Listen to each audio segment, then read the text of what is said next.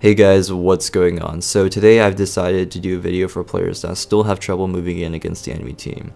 So before we begin, I would like to say that there are many different factors that actually go into this. So that being said, the very first one deals with what suits both your team and the enemy picks. So let's say for example that you're using Banshee and your partner is using XS, while the enemy team is using Red Frame and Delta Plus. Since you're Banshee, your only job while fronting is to momentarily maintain neutral game by keeping the opposite team at bay while you're waiting for NTD's cooldown to be ready. When you activate NTD, that's when you attempt to push forward and try to deal some damage. While you're doing that, the XS partner should be getting punish snipes and sub-weapon shots to give you reassuring support. The enemy team will most likely suffer a great deal of damage if the approach is successful due to your team's strong suit utility. The next tip I have is to actually let your partner know that you're ready to move in and deal damage. Believe it or not, some people online aren't very knowledgeable at knowing when their partner is trying to move in, so try to have a comm that makes your intentions transparent by saying something such as moving in to let your teammate know.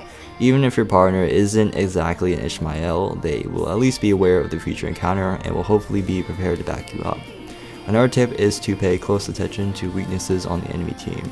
Using the first example of the two different team comps, let's say for example that the Delta isn't even using proper cancel routes and is poor at movement.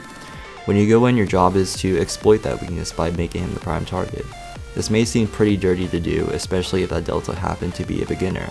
But how else would they actually learn what areas they needed to improve on, right? Alright, so the final tip I have for you guys is to actually pay very close attention to the enemy team's condition.